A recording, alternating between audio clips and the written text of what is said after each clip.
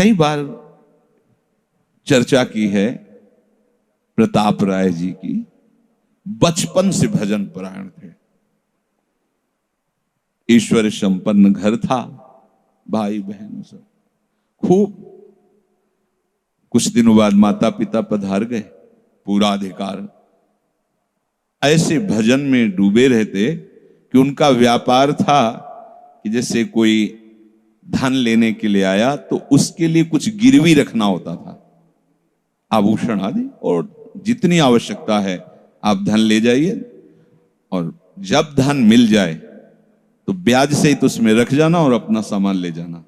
एक बक्सा रखा रहता था और वो आप माला लिए हर समय भजन करते रहे। बड़े वास्तविक आंतरिक वृत्ति से प्रभु में लगे थे। पर उनकी कुल परंपरा का ये व्यापार था। जैसे सदन जी की कुल परंपरा, तो कुछ गृहस्थ ऐसे महापुरुष जो अपने, भगवान भी कहते पर धर्मो भयावहा सुधर्मो निधनो श्रेया, पर धर्म, वो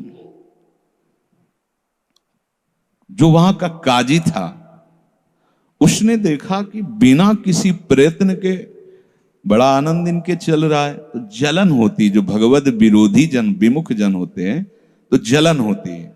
इसको दूसरे रूप में हम कह सकते हैं कि प्रभु अब उनके भजन का फल देना चाहते थे। दोनों बातें,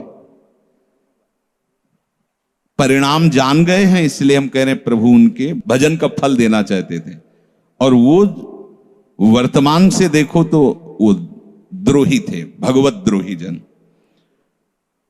3 लोगों ने काजी से मिलकर कहा बड़ा सुख लूट रहा है, हम जाके देखा है, बढ़िया काम बन जाए। वो देखता भी नहीं कि बक्से में क्या रखा गया।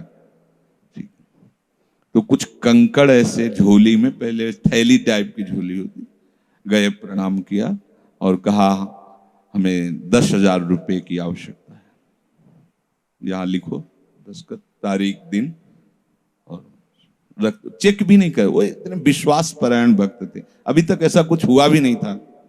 10,000 रुपए दे। थोड़ी देर में दूसरा आ गया, थोड़ी देर में तीसरा आ गया, उनको धन था, दे दिया।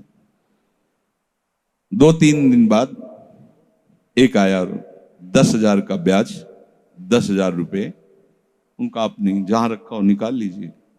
थैली निकाली और 2500 लोगों को पहले से काजी ने वहां भेज रखा था, सबके सामने डाला। देखो कितना पाखंडी है, हमारी सोने की सब जो आभूषण थे सब हटा के देखो इसमें पत्थर रख दिया।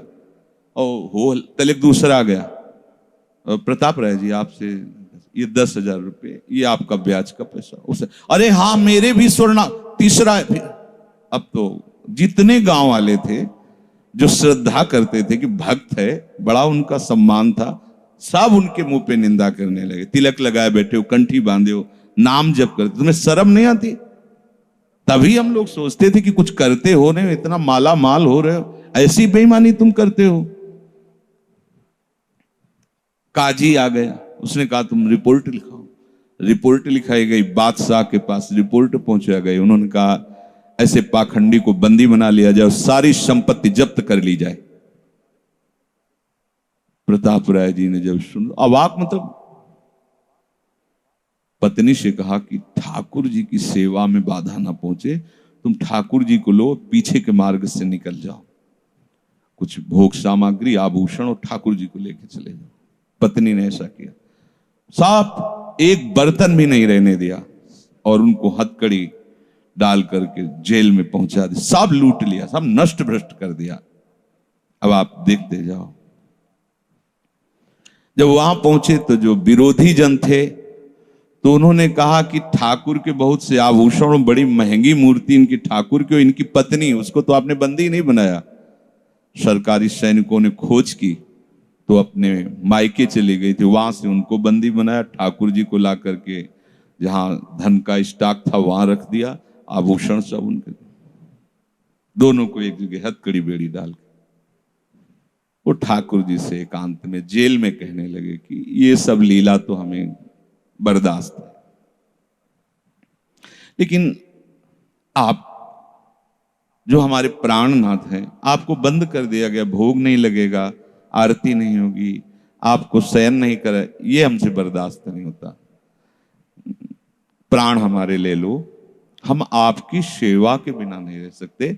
मुझे ये जो कुछ किया इस तो बर्दाश्त है, पर आप हमारे पास नहीं, आपकी सेवा नहीं, और जीवन भर कुल परंपरा से आपकी सेवा होती, नाथ ये मुझसे बर्दाश्त नहीं होता।